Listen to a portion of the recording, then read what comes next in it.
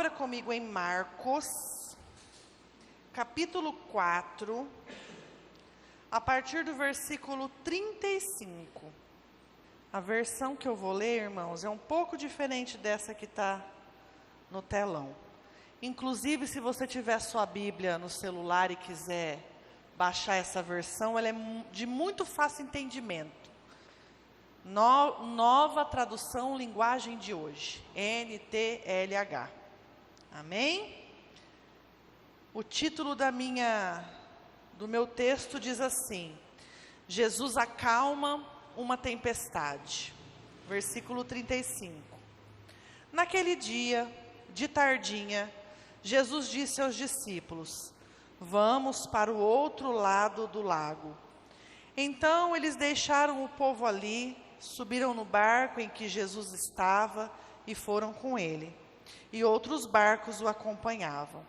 De repente começou a soprar um vento muito forte, e as ondas arrebentavam com tanta força em cima do barco, que ele já estava ficando cheio de água. Jesus estava dormindo na parte de trás do barco, com a cabeça numa almofada. Então os discípulos o acordaram e disseram: Mestre, nós vamos morrer. O Senhor não se importa com isso?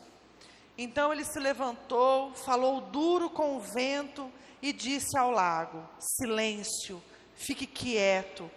O vento parou e tudo ficou calmo. Aí ele perguntou: por que é que vocês são assim tão medrosos? Vocês ainda não têm fé? E os discípulos, cheios de medo, diziam uns aos outros: que homem é este que manda e até o vento e as ondas obedecem? Amém? Esse texto que nós acabamos de ler é um texto que todos nós em algum momento já ouvimos falar dele. E ele fala sobre tempestade. E a tempestade, irmãos, na nossa vida, elas são inevitáveis. A tempestade, ela vem para todo mundo. Ela vem para rico, para pobre, para inteligente, para pessoas que não têm estudo. Ela vem para pessoas de uma classe social muito boa. Ela vem para pessoas que não têm estudo. A tempestade na nossa vida, ela é inevitável. A gente não vive em festas de final de ano o ano todo. Porque eu não sei vocês, mas chega essa época do ano, parece que todo mundo entra num clima de férias, de festas, tudo é alegria, tudo é passeio, tudo é diversão, tudo é gastar dinheiro. Parece que as pessoas estão num parque de diversões. E nossa vida não é assim. Nós não vivemos em um parque de diversões. Na nossa vida haverá momentos de tempestades, haverá momentos de lutas, e as lutas e as tempestades, elas nos pegam de surpresa. Você não recebe um WhatsApp uma semana antes de uma tragédia acontecer. Você não é avisado com antecedência antes de uma coisa te tirar do eixo. Os discípulos aqui e Jesus não foram avisados um dia antes que haveria uma tempestade, na hora que eles estariam no mar da Galileia. Irmãos, tempestades são inevitáveis, elas são, como é a palavra que eu vou usar? Inadministráveis, nem sei se essa palavra existe. Você não consegue administrar uma tempestade, você não consegue prever uma tempestade. A tempestade, ela vem. E nesse texto aqui diz que Jesus e os discípulos estavam no mar da Galileia. O mar da Galileia não é um mar, ele é um lago, como diz nessa tradução aqui que nós lemos. O mar da Galileia, ele é o maior reservatório de água doce do Oriente Médio. Ele tem 21 quilômetros de comprimento por 14 quilômetros de largura. E o mar da Galileia, ele está perto do Monte Hermon. É aquele monte que é falado lá no Salmo 133. Ó, quão bom e quão suave é que os irmãos vivam em união. É esse Monte Hermon. O Monte Hermon, ele é a maior montanha de Israel. E durante o ano inteiro, no período do ano inteiro, lá em cima, no alto do monte, tem neve. Não importa se lá embaixo está um calor de rachar, lá em cima tem neve. E existe um fenômeno que acontece, que o vento gelado lá de cima começa a bater nas paredes do mar da Galileia, porque ela é cercada de montanhas, e isso forma uma tempestade de ventos. Então quer dizer que tempestade no mar da Galileia não era algo raro, era algo que se acontecia com frequência. Direto havia tempestade de vento. Essa tempestade aqui não é uma tempestade de chuva, não era chuva, hora nenhuma fala de chuva aqui, fala de vento. O vento balançava o barco, agitava o lago, o mar da Galileia, fazendo com que a água entrasse dentro do barco. Os discípulos, eles eram, a maioria deles, pescadores. Então eles estavam sempre no mar. Com certeza absoluta, em algum momento, os discípulos foram pegos por essa tempestade de vento. Eles sabiam o que fazer. Eu não entendo nada de barco, eu não sei nada. O que eu sei é o que eu assisto no filme. Que ele tem, você entra dentro, ele está em cima da água.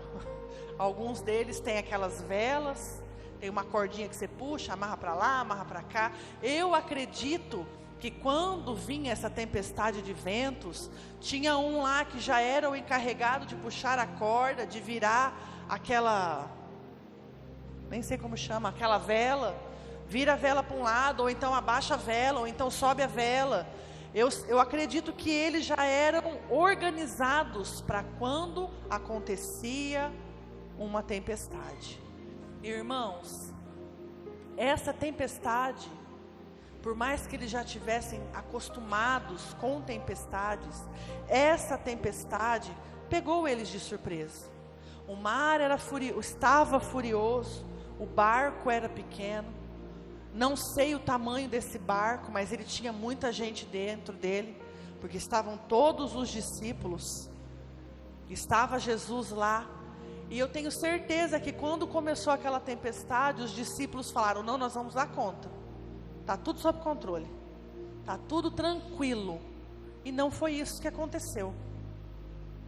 E eu quero dizer para vocês nesta noite, que não importa a tempestade que você passou, que você passa e que você ainda vai passar, toda tempestade é uma lição. Toda tempestade nós vamos aprender algo. Deus não desperdiça o nosso sofrimento. Ele tem um propósito em tudo. Eu queria ler com vocês, eu sei que todos conhecem o texto, mas eu queria ler com vocês mais uma vez o texto. Naquele dia de tardinha, Jesus disse aos seus discípulos: vamos para o lado do lago. Então eles deixaram o povo ali, subiram no barco em que Jesus estava e foram com ele, e outros barcos o acompanhavam. De repente começou a soprar um vento muito forte, e as ondas arrebentavam com tanta força em cima do barco, que ele já estava ficando cheio de água. Jesus dormia na parte de trás, com a cabeça na almofada. Então os discípulos acordaram e disseram: Mestre, nós vamos morrer. O Senhor não se importa com isso? Então ele se levantou e falou duro com o vento e disse ao lago: silêncio, fique quieto. O vento parou e tudo ficou calmo, e aí ele perguntou: por que vocês estão assim tão medrosos? Vocês ainda não têm fé? E os discípulos, cheios de medo, diziam uns aos outros: quem é este que manda ir até o vento e as ondas obedecem? Irmãos, esse texto aqui, ele vem depois de uma série de mensagens que Jesus já estava pregando. Jesus ensina, antes desse texto acontecer, várias outras parábolas. E eu não sei se vocês sabem, mas todas as vezes que a gente dá aula, ensina, explica algo para alguém, fica muito tempo falando, ensinando, a gente se cansa. Eu não sei se tem alguém aqui, além da Adriana, que é professor, que já deu aula, que já explicou, que já esteve à frente de uma classe, sabe o quão cansativo é ensinar algo a alguém. Jesus estava extremamente cansado. Ele entra no barco e dorme. Na hora que a tempestade chega, que tudo aquilo acontece, Jesus permanece dormindo. Enquanto os discípulos desesperados, aflitos, com medo, acordam Jesus e falam: mestre, o senhor não se importa? O senhor não está vendo o que está acontecendo? O senhor está aí dormindo enquanto a gente está aqui morrendo? E eu acredito que nessa hora Jesus levanta com toda a autoridade, porque aqui onde nós lemos fala que Jesus falou duro. Jesus levanta e fala para o vento e para o mar se acalmarem. Eles olham para os discípulos e falam: o que é isso? O que está acontecendo? Para que esse desespero? Vocês estão com medo do quê? Cadê a fé de vocês? Vocês não viram tudo o que eu já fiz semanas atrás, dias atrás? Vocês não estavam comigo, vendo tudo o que aconteceu, e vocês estão aqui com medo do vento, com medo das ondas? Cadê a fé de vocês? E quando o vento se acalma, tudo se acalma, todos se acalmam, quando no coração dos discípulos é preenchido por temor, admiração, eles olham uns para os outros e se perguntam: quem é esse? Quem é este homem? E eu não sei se vocês perceberam, mas esse texto tem 3 perguntas chaves. A primeira pergunta é os discípulos perguntando para Jesus: mestre, o senhor não se importa com que a gente morra? A segunda pergunta é Jesus perguntando aos discípulos, porque eles têm medo, cadê a fé deles? E a terceira pergunta é os discípulos perguntando entre si: quem é Jesus? E é sobre isso que eu quero falar com vocês nessa noite, sobre essas 3 perguntas. E a primeira pergunta é: mestre, tu não te importas? No versículo 38, nós vamos morrer, o Senhor não se importa com isso? Eu não sei se vocês, como eu, entendem essa pergunta como os discípulos debochando de Jesus. Mestre, nós vamos morrer, o Senhor não se importa, o Senhor não está vendo? Nós somos assim. Quando nós sofremos, a gente olha para a circunstância e a gente fala: Jesus, o Senhor não está vendo? O Senhor não está vendo eu chorando? O Senhor não está vendo eu sofrendo? O Senhor não está vendo a morte batendo aqui? O Senhor não está vendo a fome dentro da minha casa? O Senhor não está vendo a minha dificuldade financeira? O Senhor não está vendo as pessoas falando mal de mim? O Senhor não está vendo o meu sofrimento? O Senhor não vê, Jesus? O Senhor não está vendo? E você sabe o que eu entendo? Esse deboche dos discípulos, eu entendo assim: eles não compreendiam o porquê eles estavam passando por aquilo. E eu entendo eles, porque se a gente for analisar, eles estavam com Jesus, andavam com Jesus. E nós achamos isso, que quando nós estamos com Jesus, andamos com Jesus, as tempestades nunca vão vir. A gente se conforma quando a gente ouve a tempestade na vida de Jonas. Quando Jonas está lá no barco, fugindo de Nínive, a gente concorda com a tempestade, porque Jonas estava desobedecendo o chamado. Então a gente fala: não, está certo. Vim dificuldade na vida de Jonas, ser engolido por um grande peixe, está certo. Jonas estava desobedecendo. Crente desviado é alvo certo de tempestade. Na cara dele tem um alvo. A tempestade vai vir. Sabe por quê? Porque Jesus vai fazer de tudo para que aquela pessoa volte para o caminho. Deus fez de tudo para que Jonas voltasse para o caminho. E os discípulos não entendiam isso. Por que que nós estamos passando isso? Se nós estamos com Jesus, se nós andamos com Jesus. Jesus dormia. E a gente olha e vê que as coisas não acontecem. A gente se desespera, porque a gente acha que Jesus não está se importando. Jesus não está nos vendo. Jesus está dormindo. E não é isso. Jesus dorme porque Ele está no controle de tudo. Jesus, Ele está lá na dele, porque Ele sabe que independente da tempestade, independente do vento, independente do mar, o plano e o propósito dEle vai se cumprir. Mas nós temos uma dificuldade muito grande em entender isso. Às vezes, a tempestade vem e a gente até administra bem ela.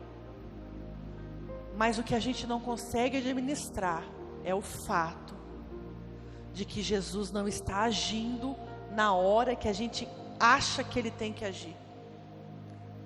Os discípulos achavam que na hora que começou o primeiro vento, Jesus já tinha que ter levantado e ter acalmado tudo. E não é assim. Tem um ditado que diz que Jesus tarda, mas não falha. Eu não acredito nesse ditado, porque Jesus, Ele vem na hora certa. Ele não vem nem antes, Ele não vem nem depois. Ele vem na hora certa. Todo mundo lembra de Lázaro, quando ele morre? Marta, antes de Lázaro morrer, avisa Jesus: ó, Lázaro está doente, vem Jesus. E Jesus vai, irmãos? Jesus não vai. Jesus demora 4 dias. Lázaro está morto há 4 dias quando Jesus chega. E qual é a primeira coisa que Marta fala quando ele vê Jesus? Quando ela vê Jesus? Se o Senhor estivesse aqui, Lázaro estaria vivo. Se o Senhor me ama tanto, Jesus, por que o Senhor não veio antes? Se o Senhor estivesse aqui, isso não estaria acontecendo. Marta tinha todo o direito de reclamar, porque Jesus havia demorado. Nós reclamamos com Jesus quando Ele demora. Jesus, se o Senhor tivesse vindo antes, isso não tinha acontecido. Jesus, se o Senhor tivesse vindo antes, o meu casamento não tinha terminado. Jesus, se o Senhor tivesse vindo antes, eu não tinha falido. Jesus, se o Senhor tivesse vindo antes, isso não teria acontecido. Por que que Jesus chegou depois de 4 dias, irmãos? Na crença dos rabinos, até o 3º dia, qualquer pessoa poderia ressuscitar. Eu tenho certeza que você já ouviu história do avô, do primo, do tio, do vizinho, do bisavô, que quando for abrir o caixão dele, o caixão estava todo arranhado dentro, porque ele não estava morto, ele só teve um mal súbito. Todo mundo já ouviu uma história dessa, não viu? Isso não acontece só agora. Isso sempre aconteceu. Pessoas têm mal súbitos, e eles acreditavam que até o 3º dia uma pessoa poderia ressuscitar. Jesus chega no 4º dia para mostrar para todo mundo que Ele é o Filho de Deus, que Ele é a quem Ele dizia ser, que Ele tem o poder sobre a morte. Jesus nunca vem no tempo errado. Ele pode estar dormindo, mas Ele tem o controle de todas as coisas. Amém? A segunda pergunta é Jesus perguntando aos discípulos: por que vocês estão com medo? Vocês não têm fé? Irmãos, eu não sei vocês, mas eu não sei nadar. Eu não sei nem mergulhar na piscina sem tampar o nariz. O Júnior disse que eu sou machado sem cabo. Jogou, afundou. Eu tenho pavor de me imaginar no meio do mar, no meio de um rio, lá no meio. Eu acho que eu já morro antes, eu não morro nem afogado, eu morro de desespero. Se eu estivesse nesse barco, eu seria a primeira a gritar desesperadamente. Eu não sei se você ia ter medo. Eu ia ter medo, muito medo. Eu tenho uma prima que direto ela faz cruzeiro e ela posta foto e eu acho a coisa mais linda. E esses dias eu vendo ela lá no cruzeiro, eu falei, ai Jesus, eu queria tanto ir num cruzeiro, que coisa mais chique, né? Vocês já viram, né, gente? É lindo demais, é chique demais. Eu falei, pensa eu lá, que coisa linda. E essa semana, eu abri meu Instagram e eu vi um vídeo de um cruzeiro enfrentando ondas de 5 metros. Vocês viram esse vídeo? Gente do céu, eu não entro num trem desse. As cadeiras iam de um lado para o outro, as pessoas iam de um lado para o outro, tudo saiu do lugar, num cruzeiro. Que tamanho que é um cruzeiro? Eu não sei nem que tamanho que é aquilo, é maior que um prédio. Pensa esse barco, sendo assolado pelos ventos e pelas ondas. Eu fico imaginando eles todos molhados com as ondas, desesperados, o barco cheio de água. Eles sabiam que o barco ia afundar se continuasse tudo daquele jeito. Mas a lição que nós aprendemos com essa pergunta de Jesus é que no barco onde Jesus está, nós não devemos ter medo. Por quê? Por causa de quê? Primeiro, por causa da promessa de Jesus. No versículo 35, o que Jesus disse aos discípulos? Vamos para o outro lado. Pronto. Só isso bastaria. A palavra de Jesus é a garantia de que vai acontecer. Vamos para o outro lado. Se vai ter tempestade, se o barco vai quebrar, se o barco vai naufragar, se vai vir onda, se vai vir vento, não importa. Nós vamos chegar do outro lado. A promessa dele vai ser cumprida na minha e na tua vida. Todas as promessas dele já tem o sim e o amém. Ele é fiel para cumprir as promessas dele. O outro motivo para que eles não deveriam ter medo é a presença de Jesus no barco. Ele é o Criador, Ele que criou o mar, Ele que criou o vento, é Ele quem ordena e as coisas acontecem. Se Ele está conosco, nós não precisamos ter medo, porque toda criatura obedece ao seu Criador. Ele manda e as coisas acontecem. Ele mandou e o vento e o mar se aquietou. No Salmo 23 fala que ainda que eu ande pelo vale da sombra da morte, eu não temerei mal algum, porque a tua vara e o teu cajado me consolam. A presença dele nos garante que nós não precisamos ter medo. Outra situação para que nós não precisamos ter medo é a paz de Jesus. O que Jesus estava fazendo no barco, irmãos, durante a tempestade? Ele dormia. Por que Jesus dormia? Porque ele tinha o controle de tudo. Jesus sabia que ia vir uma tempestade? Sabia. Ele tem o controle de todas as coisas. A paz que Jesus nos traz é uma paz que quando vem a tempestade, nós permanecemos em paz. A paz é a ausência do medo, mesmo em meio à tempestade. Quando nós confiamos em Jesus, irmãos, a paz que excede todo entendimento está conosco.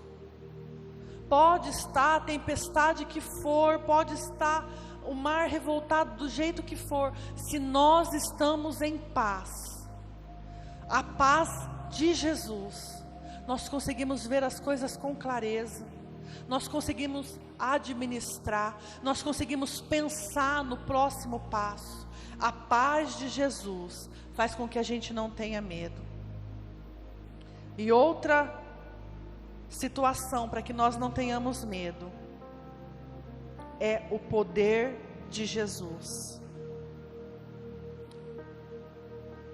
O livro de Marcos, irmãos, esse livro que nós acabamos de ler, depois desse texto, Marcos 5, quando eles chegam do outro lado da margem, eles desembarcam numa região chamada Decápolis. É uma região de 10 cidades. Eles desembarcam ali à noite, perto de um cemitério. E tenho certeza que todo mundo já ouviu também essa passagem, a cura do endemoniado.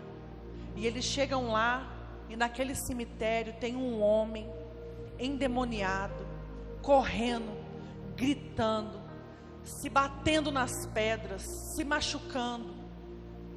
As algemas não prendem ele, porque ele está tomado de uma legião de demônios. E o que Jesus faz depois que ele chega lá?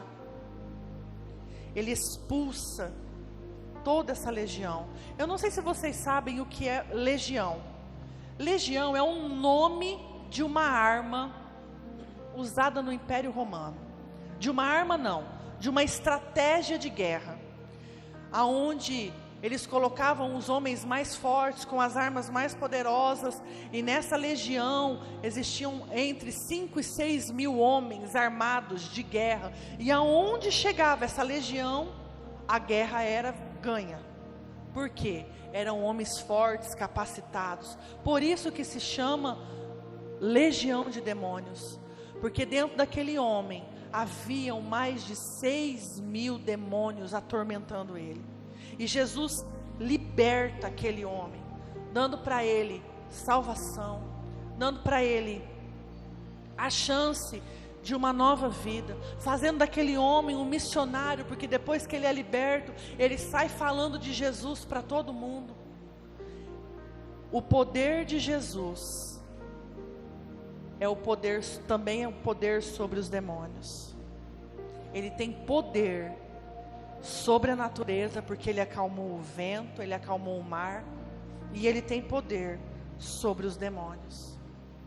Depois dessa passagem do homem endemoniado, Jesus está caminhando na cidade. Todo mundo lembra que eu ministrei sobre isso esses dias. Jairo veio ao encontro de Jesus, porque sua filha é doente. E enquanto Jairo está ali tentando levar Jesus para sua casa, chega a mulher do fluxo de sangue. Ela toca em Jesus e ela é imediatamente curada. Jesus tem poder sobre a enfermidade. Depois que aquela mulher é curada, os soldados de Jairo, os servos de Jairo, chegam e falam: Jairo, tua filha morreu, para de incomodar o mestre. Jesus olha para Jairo e fala: não temas, crê somente. Vai à casa de Jairo. O que acontece com a menina? Talita cumi, levanta, anda. Jesus tem poder sobre a morte. O poder de Jesus é sobre a natureza, é sobre os demônios, é sobre as enfermidades, é sobre a morte. Nós não precisamos ter medo, porque nós temos a promessa, nós temos a presença de Jesus, nós temos a paz de Jesus, nós temos o poder de Jesus.